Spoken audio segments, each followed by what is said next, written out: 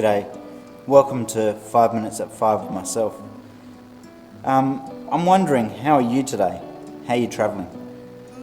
For myself today, I'm a bit under the weather. I've got a bit of a headache, I feel tired. It's not a virus, it's just I'm feeling a bit flat today. What do you do when you're feeling flat, and particularly when you're in close proximity to other people? And because we're all in that situation at the moment, how do we manage ourselves?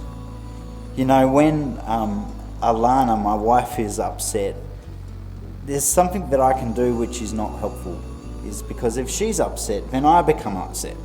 So then I go and do something to tell her she's okay, but really it's about making sure I'm okay.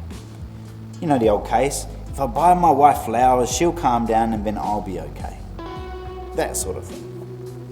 Well, that's the danger that happens when we're in close proximity to other people and we're not feeling strong, we're not feeling like we're capable, and we might be in a space of shame, a place where we feel like we're not worthy of things, we feel less than, we feel disempowered.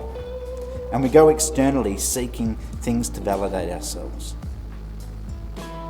But the Christian message actually has something to speak into that, because the reality is, within the Christian context, the Bible talks about us being created in the image of God, and I've spoken about that a number of times.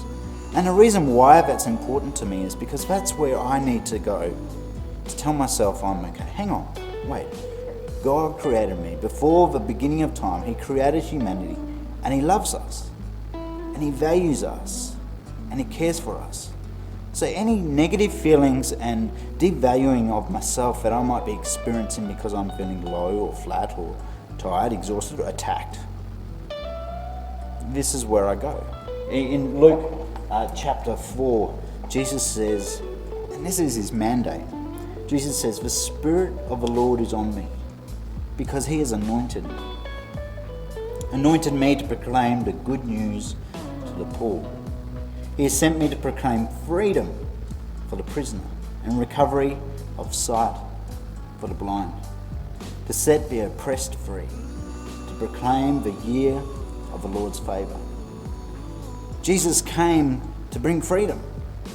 And so in those moments where I'm feeling less than, for whatever reason, instead of going to my kids for validation, or my wife for validation, my job for validation, for myself, what I want to be doing, and I don't always do, I go to God for validation. I'm created in the image of God, and He has come to set me free.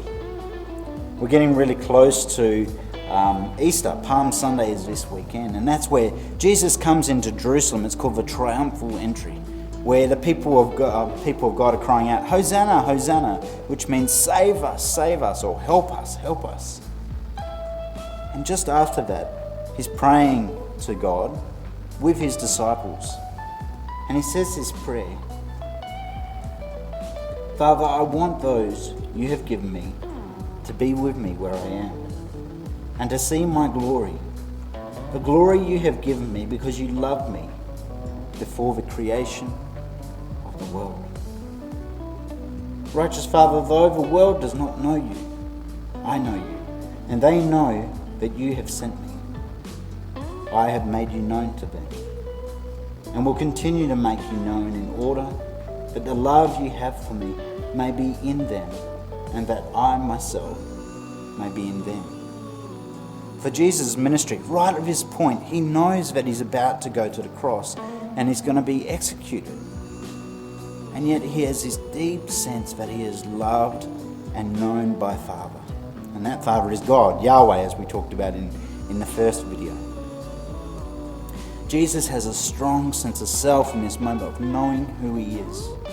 And He can go to that difficult place. And I think it's true for us. We can go to those difficult places when we know who we are. And for me, I'm known by the Father. I'm known through Jesus Christ. He is the one who has set me free. I don't always live in that state. I want to go to those destructive places just like we all do. But God invites us continually, daily, come into His presence, come into His space. Well, I hope that's helpful. That's where I'm at. Where are you at? I'll see you tomorrow. Bye.